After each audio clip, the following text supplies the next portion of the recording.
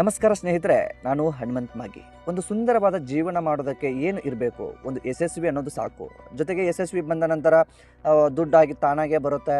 ಅದೇ ರೀತಿಯಾಗಿ ಹೆಸರು ತಾನಾಗೇ ಬರುತ್ತೆ. ಅಭಿಮಾನಿಗಳು ಹುಟ್ಕೊಳ್ತಾರೆ. ಸೊ ಇಂಥದ್ದೆಲ್ಲವೂ ಕೂಡ ಆರಂಭದ ಜೀವನದಲ್ಲಿ ಆರಂಭವಾಗಿ ಬಿಡುತ್ತೆ.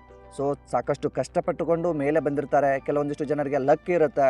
ಸೊ ಇಂಥದ್ದು ಯಾವುದೋ ಒಂದು ಆಧಾರದ ಮೇಲೆ ಬಂದು ಒಂದು ಒಳ್ಳೆಯ ಜೀವನವನ್ನು, ಉತ್ತಮವಾದಂಥ ಜೀವನವನ್ನು ಮಾಡ್ತಾ ಇರ್ತಾರೆ. ಅದರಲ್ಲೂ ಕೂಡ ವಿಶೇಷವಾಗಿ ಈ ಕಲಾವಿದರು ಅನ್ನೋರು ಏನಿರ್ತಾರೆ, ಅವರದ್ದೇ ಆದಂಥ ಪರಿಶ್ರಮದಿಂದ ಕೆಲವೊಂದಿಷ್ಟು ಜನಗಳು ಬರ್ತಾರೆ.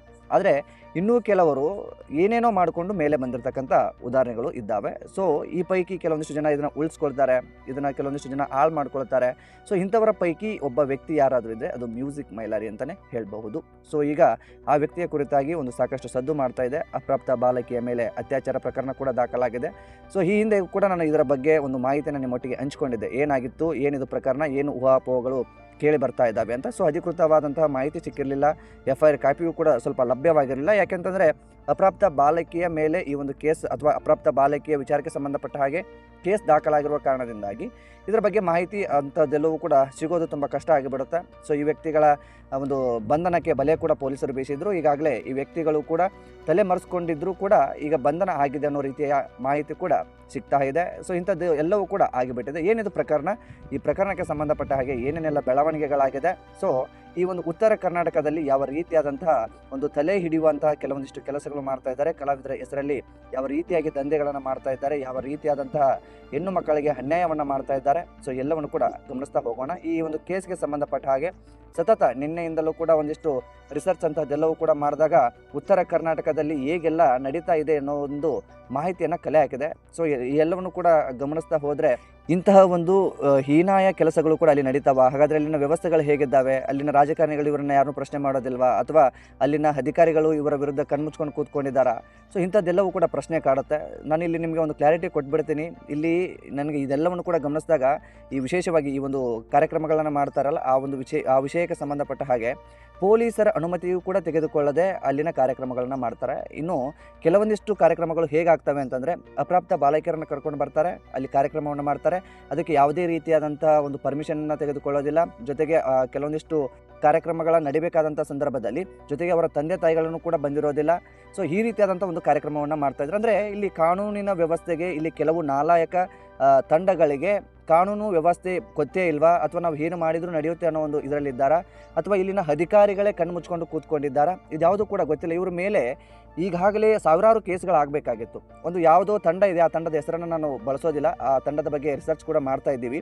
ಸೊ ಆ ತಂಡ ಏನಾಗಿ ಮಾಡ್ತಾ ಇದೆ ಅಂತಂದರೆ, ಉತ್ತರ ಕರ್ನಾಟಕದಲ್ಲಿ ನಾನೇ ಶ್ರೇಷ್ಠ ಅನ್ನೋ ರೀತಿಯಲ್ಲಿ ಒಂದು ಕಾರ್ಯಕ್ರಮವನ್ನು ಮಾಡ್ತಾ ಇದೆ. ಫೇಸ್ಬುಕ್ ಪೇಜ್ಗಳಲ್ಲಿ ವಿಡಿಯೋಗಳನ್ನ ಶೇರ್ ಮಾಡೋದು, ಯೂಟ್ಯೂಬ್ ಅಲ್ಲಿ ಶೇರ್ ಮಾಡುವಂಥದ್ದು, ಸೊ ಇನ್ಸ್ಟಾಗ್ರಾಮ್ ಖಾತೆಯಲ್ಲಿ ಶೇರ್ ಮಾಡುವಂಥದ್ದು, ದೊಡ್ಡ ದೊಡ್ಡ ಕಲಾವಿದರನ್ನ ಕರೆಸುವಂಥದ್ದು. ಈಗ ಟ್ರೆಂಡಲ್ಲಿ ಯಾರು ಬರ್ತಾರೋ ಅವ್ರನ್ನ ಕರೆಸೋದು. ಈ ಒಂದು ತಂಡದವರು ಏನು ಮಾಡ್ತಾರೆ, ಈ ಒಂದು ಕಾರ್ಯಕ್ರಮಕ್ಕೆ ಇನ್ವಿಟ್ ಮಾಡ್ತಾ ಇರ್ತಕ್ಕಂಥವ್ರು ಅಥವಾ ಈ ಯಾವ ಗ್ರಾಮದವರು ಇವ್ರನ್ನ ಇನ್ವಿಟ್ ಮಾಡ್ತಾ ಇರ್ತಾರೋ ಅವರು, ಫಾರ್ ಎಕ್ಸಾಂಪಲ್ ಟ್ರೆಂಡಲ್ಲಿರುವಂಥ ವ್ಯಕ್ತಿ ಒಂದು 30,000 ಕೇಳ್ದ ಅಂತ ಅಂದ್ಕೊಳ್ಳಿ, 40,000 ಡಿಮ್ಯಾಂಡ್ ಮಾಡ್ತಾ ಇದ್ದಾರೆ. ನೀವು ಹೇಳಿರುವಂಥ ವ್ಯಕ್ತಿನ ನಾವು ಕರೆಸ್ತೀವಿ, ಆ ವ್ಯಕ್ತಿಗೆ 40,000 ಡಿಮ್ಯಾಂಡ್ ಮಾಡ್ತಾ ಇದ್ದಾರೆ ಅನ್ನೋ ರೀತಿಯಲ್ಲಿ ಆ ಒಂದು ವ್ಯಕ್ತಿಯಿಂದ 10,000 ತಿನ್ನೋದು.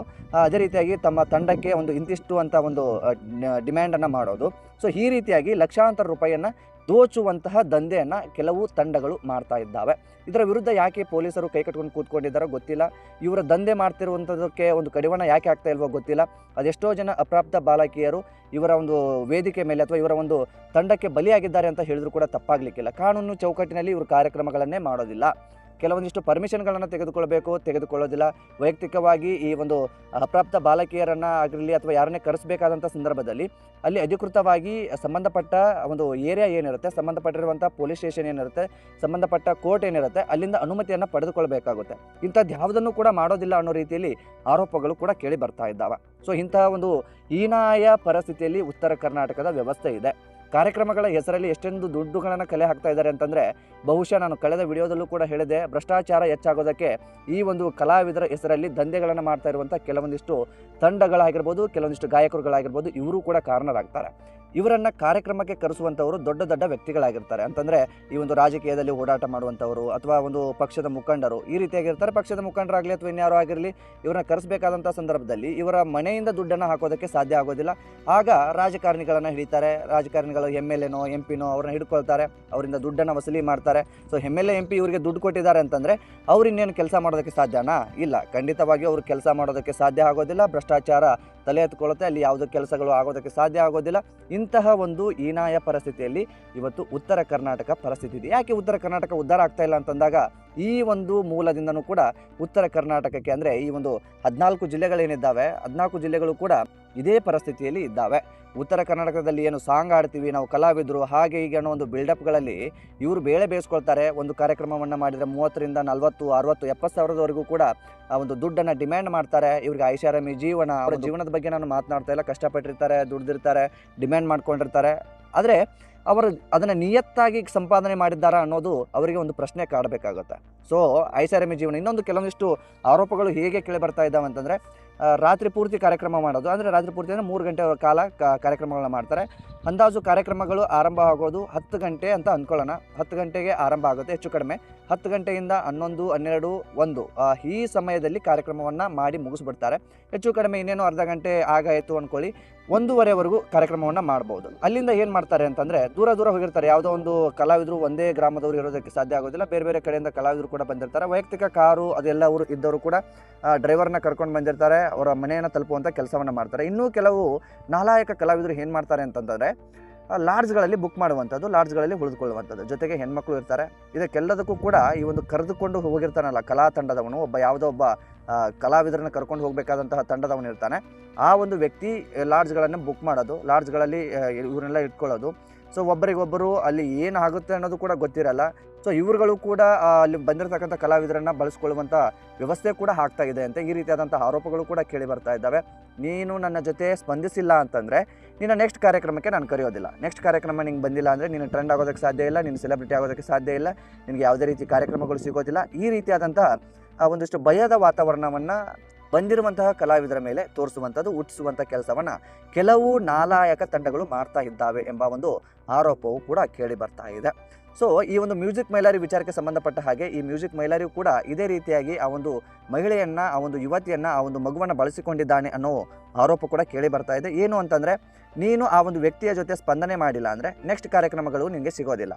ನಿನಗೆ ನೆಕ್ಸ್ಟ್ ಕಾರ್ಯಕ್ರಮ ಸಿಕ್ಕಿಲ್ಲ ಅಂತಂದರೆ ನಿನ್ನ ಹೆಸರು ಅಥವಾ ನೀನು ಸೆಲೆಬ್ರಿಟಿ ಆಗೋದಕ್ಕೆ ಸಾಧ್ಯ ಇಲ್ಲ. ಸಹಜವಾಗಿ ಎಲ್ರಿಗೂ ಒಂದು ಆಸೆ ಏನಿರುತ್ತೆ ಕಲಾವಿದರಿಗೆ, ನಾನು ಸೆಲೆಬ್ರಿಟಿ ಆಗಬೇಕು ಅನ್ನೋ ಒಂದು ಆಸೆ ಸಹಜವಾಗಿ ಇರುತ್ತೆ. ಅದು ತಪ್ಪು ಅಂತ ಹೇಳೋದಕ್ಕಾಗೋದಿಲ್ಲ.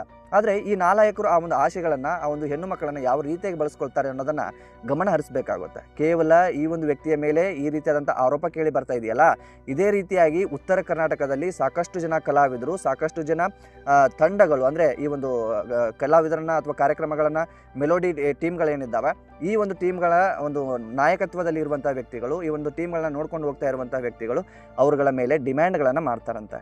ಇನ್ನು ನೆಕ್ಸ್ಟ್ ಕಾರ್ಯಕ್ರಮಕ್ಕೆ ಕರ್ಕೊಂಡು ಹೋಗೋದಿಲ್ಲ, ನಿನಗೆ ಹೆಸರಾಗೋದಿಲ್ಲ. ಈ ರೀತಿಯಾದಂಥ ಒಂದು ಅವರಿಗೆ ಭಯವನ್ನು ಹುಟ್ಟಿಸುವಂಥದ್ದು, ಅವರಿಗೆ ಒಂದು ಅವರನ್ನು ಬಳಸಿಕೊಳ್ಳುವಂಥ ಕೆಲಸವನ್ನು ಮಾಡ್ತಾ ಇರುವಂಥದ್ದು ಸಾಕಷ್ಟು ಜನ ಮಾಡ್ತಾ ಇದ್ದಾರಂತೆ. ಸೊ ಈ ರೀತಿಯಾದಂಥ ಆರೋಪಗಳು ಕೇಳಿ ಬರ್ತಾ ಇದ್ದಾವೆ. ಕೆಲವು ಕಲಾ ತಂಡಗಳು ಇದ್ದಾವೆ. ಸೊ ಅವರಿಗೆ ಎಷ್ಟಾಗುತ್ತೋ ಅಷ್ಟು ಕೆಲಸವನ್ನು ಮಾಡ್ತಾರೆ. ತಮ್ಮ ಜೊತೆಗಿರಬೇಕಾದಂಥವ್ರನ್ನ ಯಾವ ರೀತಿಯಾಗಿ ಸೇಫಾಗಿ ತಲುಪಿಸ್ಬೇಕೋ ಆ ರೀತಿಯಾಗಿ ಮನೆಗೆ ತಲುಪಿಸ್ತಾರೆ. ಸೊ ಈ ರೀತಿಯಾದಂಥ ಕೆಲಸಗಳನ್ನು ಕೂಡ ಕೆಲವು ಕಲಾ ತಂಡಗಳು ಮಾಡ್ತಾ ಇದ್ದಾವೆ. ಯಾರೋ ಒಂದು ಕಲಾ ತಂಡದವರು ಅಥವಾ ಯಾವುದೇ ಒಂದು ಕಲಾವಿದ ಮಾಡಿರ್ತಕ್ಕಂಥ ಆರೋಪದಿಂದ ಬಹುಶಃ ಉತ್ತರ ಕರ್ನಾಟಕದ ಕೆಲವು ಕಲಾವಿದರಿಗೆ ಇದು ತುಂಬ ಮುಖಭಂಗ ಆಗುವಂಥ ಸನ್ನಿವೇಶ ಅಥವಾ ಘಟನೆ ಅಂತಲೇ ಹೇಳ್ಬಹುದು. ನಿಮಗೆಲ್ರಿಗೂ ಕೂಡ ಗೊತ್ತಿರೋ ಹಾಗೆ ಮ್ಯೂಸಿಕ್ ಮೈಲಾರಿ ಇತ್ತೀಚೆಗೆ ಒಂದು ಗೀತೆಯನ್ನು ಹಾಡಿದ್ದ. ಆ ಒಂದು ಗೀತೆಗೆ ಸಾಹಿತ್ಯ ಬರೆದಿರ್ತಕ್ಕಂಥವ್ರು ಬೇಡ, ಅವರ ಹೆಸರನ್ನು ನಾನು ಹೇಳೋದಕ್ಕೆ ಹೋಗೋದಿಲ್ಲ. ರಿಸರ್ಚ್ ಮಾಡ್ತಾ ಹೋದಾಗಲೇ ಗೊತ್ತಾಗಿತ್ತು. ಬಾಗಲಕೋಟೆ ಬಸ್ ಸ್ಟ್ಯಾಂಡ್ದಾಗ ಅನ್ನೋ ಒಂದು ಗೀತೆ ತುಂಬ ಸದ್ದು ಕೂಡ ಮಾಡ್ತಾ ಇತ್ತು. ಇದರಿಂದ ಟ್ರೆಂಡಿಂಗ್ ಸ್ಟಾರು ಹಾಗೆ ಹೀಗೆ ಅನ್ನೋ ಹೆಸರನ್ನು ಕೂಡ ಪಡೆದುಕೊಂಡಿದ್ದ. ಆದರೆ ಈ ಒಂದು ದುರ್ಬುದ್ಧಿ ಯಾಕೆ ಬಂತು ಅನ್ನೋದು ಗೊತ್ತಿಲ್ಲ. ಮದುವೆ ಆಗಿದೆ, ಮನೆಯಲ್ಲಿ ಒಂದು ಮಗು ಕೂಡ ಇದೆ, ಹೆಂಡತಿ ಇದೆ, ಇನ್ನೇನು ಮತ್ತೆ 2ನೇ ಮಗು ಕೂಡ ಡಿಲಿವರಿಗೆ ಅವರ ಹೆಂಡತಿ ಇದ್ದಾರೆ. ಈ ಒಂದು ವಿಷಯವನ್ನು ಇಲ್ಲಿ ಪ್ರಸ್ತಾಪ ಮಾಡಬಾರ್ದು, ಆದರೂ ಕೂಡ ಪ್ರಸ್ತಾಪ ಮಾಡ್ತಾ ಇದ್ದೀನಿ. ಯಾಕೆ ಅಂತಂದರೆ ನಿಮಗೆ ಅರ್ಥ ಆಗಲಿ ಅನ್ನೋ ಕಾರಣದಿಂದಾಗಿ. ಸೊ ಸುಂದರವಾದಂಥ ಬದುಕಿದೆ, ತಮ್ಮ ಇದ್ದಾರೆ, ತಾಯಿ ಇದ್ದಾರೆ, ಸುಂದರವಾದಂಥ ಬದುಕಿತ್ತು. ಆ ಬದುಕನ್ನು ಮುನ್ನಡೆಸಿಕೊಂಡು ಹೋಗುವಂಥ ಯೋಗ್ಯತೆ ಈ ನಾಲಾಯಕನಿಗೆ ಇರಲಿಲ್ಲ ಅಂತ ಕಾಣಿಸುತ್ತೆ. ಸೊ ಈ ಒಂದು ಪ್ರಕರಣವೇ ಸಾಬೀತು ಆಗಿದ್ರೆ, ಈ ಒಂದು ಪ್ರಕರಣದಲ್ಲಿ ವ್ಯಕ್ತಿ ಇದ್ದಾನೆ ಅನ್ನೋದು ನಿಜವಾದರೆ ಈ ಒಂದು ವ್ಯಕ್ತಿಗೆ ನಾಲಾಯಕ ಬುದ್ಧಿ ಬಂದು ಬಿಟ್ಟಿದೆ. ಒಂದು ಓಡೋ ಕುದುರೆಗೆ ಯಾವತ್ತು ಲಗಾಮ್ಗಳು ಇರಬೇಕಂತೆ. ಲಗಾಮ್ ಇಲ್ಲ ಅಂತಂದರೆ ಹೀಗೆ ಆಗೋದು. ಎಲ್ಲಿ ಹೋಗ್ತೀವಿ, ಎಲ್ಲಿ ಓಡ್ತೀವಿ, ನಮ್ಮ ಗುರಿ ಏನು ಅನ್ನೋದನ್ನೇ ಮರೆತು ಬಿಡ್ತಾರೆ. ಬೆಳೀತಾ ಇದ್ದಾಗೆ ಹೆಣ್ಣು ಮಕ್ಕಳನ್ನು ಬಳಸ್ಕೊಳ್ಳುವಂಥ ಈ ಒಂದು ಕೆಟ್ಟ ಚಟಗಳು, ಈ ಕೆಟ್ಟ ಬುದ್ಧಿಗಳು ಬರೋದಕ್ಕೆ ಪ್ರಾರಂಭಿಸಿಬಿಡುತ್ತೆ. ಯಾಕೆಂದರೆ ಈ ಸಹಜವಾಗಿ ನಾನು ಆರಂಭದಲ್ಲೂ ಕೂಡ ಹೇಳಿದೆ, ಮತ್ತೆ ಪದೇ ಹೇಳ್ತಾ ಇದ್ದೀನಿ, ಈ ಒಂದು ಕಲಾವಿದರಿಗೆ ಯಾವುದೇ ಹೆಣ್ಣು ಮಕ್ಕಳಾಗಲಿ ಗಂಡು ಮಕ್ಕಳಾಗಲಿ ಬೆಳಿಬೇಕು ಅನ್ನೋ ಒಂದು ಹುಚ್ಚು ಹೆಚ್ಚಾಗಿರುತ್ತೆ. ಅದಕ್ಕೋಸ್ಕರ ಏನು ಬೇಕಾದರೂ ತ್ಯಾಗ ಮಾಡೋದಕ್ಕೆ ಸಾಧ್ಯವಿರುತ್ತೆ, ಏನು ಬೇಕಾದರೂ ಮಾಡೋದಕ್ಕೆ ಸಾಧ್ಯವಾಗಿರುತ್ತೆ. ಒಟ್ಟಾರೆ ಈ ಒಂದು ಅಪ್ರಾಪ್ತ ಬಾಲಕಿಯ ಮೇಲಿನ ಒಂದು ಕೇಸ್ಗೆ ಸಂಬಂಧಪಟ್ಟ ಹಾಗೆ ಈ ಒಂದು ವ್ಯಕ್ತಿಯ ಮೇಲೆ ಈಗ ಕೇಸ್ ಕೂಡ ದಾಖಲಾಗಿದೆ. ಒಟ್ಟು 7 ಜನರ ಮೇಲೆ ದೂರು ದಾಖಲಾಗಿದೆ. ಈಗಾಗಲೇ ಅವರನ್ನು ಬಂಧಿಸಿದ್ದಾರೆ. ಕೆಲವು ಜನಗಳು ಸಿಕ್ಕಿದ್ದಾರೆ, ಇನ್ನು ಕೆಲವು ಜನ ಸಿಕ್ಕಿಲ್ಲ ಅನ್ನೋ ರೀತಿ ಮಾಹಿತಿ ಇದೆ. ಸೊ ಅದು ಸರಿಯೋ ತಪ್ಪೋ ಗೊತ್ತಿಲ್ಲ. ಸೊ ಈ ರೀತಿಯಾದಂಥ ಒಂದು ಬೆಳವಣಿಗೆ ಆಗಿರ್ತಕ್ಕಂಥದ್ದು. ಒಟ್ಟು ಇದನ್ನೆಲ್ಲವನ್ನು ಕೂಡ ಗಮನಿಸಿದಾಗ ತಲೆ ಗಿರ್ ಅನ್ನೋ ರೀತಿಯಲ್ಲಿ ಮಾಹಿತಿಗಳಿದ್ದಾವೆ. ಉತ್ತರ ಕರ್ನಾಟಕದಲ್ಲಿ ಈ ರೀತಿಯಾಗಿ ಒಂದು ದಂಧೆನ ಇವರು ಮಾಡಬೇಕಾ ಅನ್ನೋ ಒಂದು ಪ್ರಶ್ನೆ ನನಗೆ ಕಾಡೋದಕ್ಕೆ ಪ್ರಾರಂಭಿಸಿಬಿಟ್ಟಿತ್ತು. ಯಾಕೆ ಅಂತಂದರೆ ಹೊಟ್ಟೆ ಉರಿಯುತ್ತೆ. ಯಾರೋ ಹೆತ್ತು ಮಕ್ಕಳು ಏನೋ ಕನಸುಗಳನ್ನು ಕಟ್ಕೊಂಡು ಬಂದಿರ್ತಾರೆ, ಜೊತೆಗೆ ಇವರು ಇದ್ದಾರೆ ಅನ್ನೋ ಒಂದು ಭರವಸೆಗಳಿರುತ್ತೆ. ಸೊ ಇಂಥ ಒಂದು ಭರವಸೆ, ನಂಬಿಕೆ ಇಂಥದ್ದೆಲ್ಲದಕ್ಕೂ ಕೂಡ ಮಣ್ಣು ಹಾಕುವಂಥ ಕೆಲಸವನ್ನು ಮಾಡ್ತಾರಲ್ಲ ಇವರೆಲ್ಲ. ಹೊಟ್ಟೆಗೆ ಏನು ತಿಂತಾರೋ ಗೊತ್ತಿಲ್ಲ. ಈ ರೀತಿಯಾದಂಥ ವ್ಯವಸ್ಥೆ ಇದೆ. ಸೊ ಕೆಲವೊಂದಿಷ್ಟು ಜನಗಳು, ಈಗ ಕೆಲವೊಂದಿಷ್ಟು ತಂಡಗಳಿಗೆ ನಾನು ಎಚ್ಚರಿಕೆಯನ್ನು ಕೊಡ್ತಾ ಇದ್ದೀನಿ. ಇದೊಂದು ಮನವಿ ಅನ್ಕೊತೀರೋ, ಎಚ್ಚರಿಕೆ ಅನ್ಕೊತೀರೋ ನಿಮಗೆ ಬಿಟ್ಟಿರುವಂಥ ವಿಚಾರ. ಇನ್ನು ಮುಂದೆ ಕಾರ್ಯಕ್ರಮಗಳನ್ನು ಮಾಡಬೇಕು ಅಂತಂದರೆ ಕಾನೂನು ಚೌಕಟ್ಟು ಅಂತ ಇದೆ. ನೀವು ಕಾರ್ಯಕ್ರಮವನ್ನು ಮಾಡಬೇಕಾದ್ರೆ ಪರ್ಮಿಷನ್ಗಳನ್ನು ತೆಗೆದುಕೊಳ್ಬೇಕಾಗುತ್ತೆ. ಯಾವ ಸಂದರ್ಭದಲ್ಲಿ ಯಾವ ಕಲಾವಿದರನ್ನು ಕರೆಸ್ತಾ ಇದ್ದೀರಿ ಅದನ್ನೆಲ್ಲವನ್ನು ಕೂಡ ನಿಮಗೆ ನಾನು ಅದ್ರ ಬಗ್ಗೆ ಹೆಚ್ಚು ವಿವರವನ್ನು ಕೊಡೋದಿಲ್ಲ. ಪೊಲೀಸ್ ಇಲಾಖೆಯವರು ನಿಮಗೆ ಕೊಡ್ತಾರೆ. ಅಲ್ಲಿನ ಕೆಲವು ಪೊಲೀಸ್ ಅಧಿಕಾರಿಗಳು, ಕೆಲವು ನಾಲಾಯಕ ಪೊಲೀಸ್ ಅಧಿಕಾರಿಗಳು ಏನಿದ್ದೀರಿ, ನೀವು ತಿನ್ನೋ ಹೆಂಜಲ ಕಾಸಿಗೋಸ್ಕರ ಇವರುಗಳು ಪರ್ಮಿಷನ್ ಕೊಡದೇ, ಇವರುಗಳು ಪರ್ಮಿಷನ್ ಇಲ್ಲದೇ ಕಾರ್ಯಕ್ರಮವನ್ನು ನಡೆಸಿದರೆ ಯಾವುದೇ ಕಾರಣಕ್ಕೂ ಕಾರ್ಯಕ್ರಮ ಮಾಡೋದಕ್ಕೆ ಬಿಡಬಾರ್ದು. ಸೊ ಈ ರೀತಿಯಾದಂಥ ವ್ಯವಸ್ಥೆ ಬದಲಾಗಬೇಕು. ಉತ್ತರ ಕರ್ನಾಟಕಕ್ಕೆ ಒಂದು ಉನ್ನತವಾದಂಥ ಹೆಸರಿದೆ. ಉತ್ತರ ಕರ್ನಾಟಕದಲ್ಲಿ ಸಾಕಷ್ಟು ಕಲಾವಿದರಿದ್ದಾರೆ. ಕೆಲವೊಂದಿಷ್ಟು ನಾಲಾಯಕರಿಂದ ಈ ಉತ್ತರ ಕರ್ನಾಟಕದ ಮರ್ಯಾದೆನೇ ಹಾಳು ಮಾಡುವಂಥ ವ್ಯವಸ್ಥೆಗಳು ಕೂಡ ಆಗ್ತಾ ಇದ್ದಾವೆ. ಇದೆಲ್ಲವೂ ಕೂಡ ಬದಲಾಗಬೇಕು. ಉತ್ತರ ಕರ್ನಾಟಕಕ್ಕೆ ತನ್ನದೇ ಆದಂಥ ಒಂದು ವ್ಯಾಲ್ಯೂ ಇದೆ. ಅದನ್ನು ದಯವಿಟ್ಟು ಯಾರೂ ಕೂಡ ಹಾಳು ಮಾಡೋದಕ್ಕೆ ಹೋಗಬೇಡಿ. ಸೊ ಇದೊಂದು ಮನವಿ ಅನ್ಕೊಳ್ತಿರೋ, ವಾರ್ನಿಂಗ್ ಅನ್ಕೊಳ್ತಿರೋ, ನಿಮಗೆ ಬಿಟ್ಟಿರ್ತಕ್ಕಂಥ ವಿಚಾರ. ಇದಕ್ಕೆ ಸಂಬಂಧಪಟ್ಟ ಹಾಗೆ ಇದೇನಾದರೂ ಮುಂದುವರೆದರೆ ಕಾನೂನು ರೀತಿಯಲ್ಲಿ ನಿಮಗೆ ಏನು ಸಂಕಷ್ಟಗಳು ಎದುರಾಗಬೇಕು, ಖಂಡಿತವಾಗಿ ಮುಂದಿನ ದಿನದಲ್ಲಿ ನೀವು ಅದನ್ನು ಫೇಸ್ ಮಾಡಬೇಕಾಗುತ್ತೆ. ತುಂಬ ಕಷ್ಟ ಆಗುತ್ತೆ. ಇಲ್ಲಿವರೆಗೂ ಏನು ದಂಧೆ ಮಾಡಿದಿರೋ ಬಿಟ್ಟುಬಿಡಿ. ಮುಂದೆ ನಿಮ್ಮ ಕಲಾವಿದರಾಗಿ ನಿಮ್ಮ ಸೇವೆಗಳನ್ನು ಸಲ್ಲಿಸಿ, ನೀವೊಬ್ಬರು ತಂಡದ ಸಾರಥಿಯಾಗಿ ಸೇವೆಗಳನ್ನು ಸಲ್ಲಿಸಿ. ಅದನ್ನು ಹೊರತುಪಡಿಸಿ ಹೆಣ್ಣು ಮಕ್ಕಳನ್ನು ಬಳಸಿಕೊಳ್ಳುವಂಥದ್ದು ಇಂಥದ್ದೆಲ್ಲವನ್ನು ಕೂಡ ಬಿಟ್ಟು ಬಿಡಿ. ಸೊ ಈ ಕುರಿತಾಗಿ ನಿಮ್ಮ ಅನಿಸಿಕೆ ಏನು ಎಂಬುದನ್ನು ಸ್ನೇಹಿತರೆ ಕಾಮೆಂಟ್ ಬಾಕ್ಸಲ್ಲಿ ಮೆನ್ಷನ್ ಮಾಡಿ. ಈ ವಿಡಿಯೋನ ನಿಮ್ಮ ಫ್ರೆಂಡ್ಸಿಗೂ ಕೂಡ ಶೇರ್ ಮಾಡಿ. ಅವರಿಗೂ ಕೂಡ ಮಾಹಿತಿ ತಲುಪಲಿ. ಉತ್ತರ ಕರ್ನಾಟಕದಲ್ಲಿ ಯಾವ ರೀತಿಯಾಗಿ ದಂಧೆಗಳು ನಡೀತಾ ಇದ್ದಾವೆ, ಯಾವ ರೀತಿಯಾಗಿ ಹೆಣ್ಣುಮಕ್ಕಳ ಮೇಲೆ ಅನಾಚಾರಗಳು, ಅತ್ಯಾಚಾರಗಳು ಆಗ್ತಾ ಇದ್ದಾವೆ ಅಂತ ಗೊತ್ತಾಗಲಿ. ಸೊ ಆ ಕುರಿತಾಗಿ ವಿಶೇಷವಾಗಿ ಕಲಾ ತಂಡದವರು ಅಥವಾ ಕಲಾವಿದರು ಅನ್ನೋ ಹೆಸರಿನ ಮೇಲೆ ಯಾವ ರೀತಿಯಾಗಿ ಹೆಣ್ಣು ಮಕ್ಕಳನ್ನು ಬಳಸ್ಕೊಳ್ತಾ ಇದ್ದಾರೆ, ಸೊ ಅದೆಲ್ಲವೂ ಕೂಡ ಗೊತ್ತಾಗಲಿ. ನಿಮ್ಮ ಮನೆ ಹೆಣ್ಣು ಮಕ್ಕಳು ಕಲಾವಿದರಾಗಿ ಕೆಲಸವನ್ನು ಮಾಡ್ತಾ ಇದ್ದರೆ ತಪ್ಪು ಅಂತ ನಾನು ಹೇಳೋದಿಲ್ಲ. ಬಟ್ ಅವ್ರು ಯಾರ ಜೊತೆ ಹೋಗ್ತಾರೆ, ಎಲ್ಲಿರ್ತಾರೆ, ಹೇಗಿರ್ತಾರೆ, ಹೋಗುವಂಥ ವ್ಯಕ್ತಿಗಳು ಒಳ್ಳೆಯವರ ಕೆಟ್ಟವರ ನೋಡಬೇಕಾಗತ್ತೆ. ಅದೆಲ್ಲವನ್ನು ಕೂಡ ಗಮನಿಸಬೇಕಾಗತ್ತೆ. ಅದಾದ ಬಳಿಕ ನಿಮ್ಮ ಮನೆ ಹೆಣ್ಣು ಮಕ್ಕಳನ್ನು ಹೊರಗಡೆ ಕಳಿಸ್ಕೊಡೋದಕ್ಕೆ ನಿರ್ಧಾರವನ್ನು ತೆಗೆದುಕೊಳ್ತಿರೋ ಅಥವಾ ಬಿಡ್ತಿರೋ ನಿಮಗೆ ಬಿಟ್ಟಿರ್ತಕ್ಕಂತಹ ವಿಚಾರ. ಸೊ ಇನ್ನೊಂದು ಮುಖ್ಯವಾದಂಥ ಮಾಹಿತಿಯನ್ನು ನಿಮ್ಮೊಟ್ಟಿಗೆ ಹಂಚ್ಕೊಳ್ಳೇಬೇಕು. ಏನು ಅಂತಂದರೆ, ಒಬ್ಬ ಕಲಾವಿದ ವೇದಿಕೆ ಮೇಲೆ ಹೇಗಿರ್ತಾನೆ ಅನ್ನೋದಕ್ಕಿಂತ ವೇದಿಕೆ ಹಿಂಭಾಗದಲ್ಲಿ ಅಂದರೆ ತೆರೆಮರೆ ಹಿಂದೆ ಹೇಗಿರ್ತಾನೆ ಅನ್ನೋದು ತುಂಬ ಮುಖ್ಯವಾದಂಥ ಒಂದು ವಿಷಯ ಆಗುತ್ತೆ. ಆ ವ್ಯಕ್ತಿಯ ಮನಸ್ಸಲ್ಲಿ ಏನಿದೆ, ಅವನೊಬ್ಬ ನಿಜವಾಗಿಯೂ ಬೇರೆ ಕಲಾವಿದರಿಗೆ ಸಪೋರ್ಟ್ ಮಾಡ್ತಾನಾ? ವೇದಿಕೆ ಮೇಲೆ ಇವ್ರುಗಳು ಮಾಡುವಂಥ ಭಾಷಣಗಳನ್ನು ಗಮನಿಸಿದ್ರೆ ನಿಜಕ್ಕೂ ವೇದಿಕೆ ಮೇಲೆ ಇರೋದೇ ಒಂದು ರೀತಿ, ಇನ್ನು ಹೊರಗಡೆ ಕಾಣೋದೇ ಇನ್ನೊಂದು ರೀತಿ. ನಿಜವಾಗಿಯೂ ಇವರ ಮನಸ್ಸಲ್ಲಿ ಕೊಳಕನ್ನು ತುಂಬಿಕೊಂಡು ಮುಖದ ಮೇಲೆ ಮೇಕಪ್ ಮಾಡಿಕೊಂಡು ಒಂದು ಕಲಾವಿದರ ಬದುಕಿಗೆ ಇವ್ರುಗಳೆಲ್ಲರೂ ಕೂಡ ಒಂದು ಕಳಂಕ ಅಂತಲೇ ಹೇಳ್ಬೋದು. ಕೆಲವು ಕಲಾವಿದರಿಗೆ ಮಾತ್ರ ನಾನು ಹೇಳ್ತಾ ಇರುವಂಥದ್ದು, ಎಲ್ಲ ಕಲಾವಿದರಿಗೆಲ್ಲ. ಕಲಾವಿದರಲ್ಲೂ ಕೂಡ ಶ್ರೇಷ್ಠವಾದಂಥ ಉತ್ತರ ಕರ್ನಾಟಕ ಕಲಾವಿದರಿದ್ದಾರೆ. ಈಗಲೂ ಕೂಡ ಅವರನ್ನು ನೋಡಿದ್ರೆ ಗೌರವಿಸಬೇಕು ಅನಿಸುತ್ತೆ.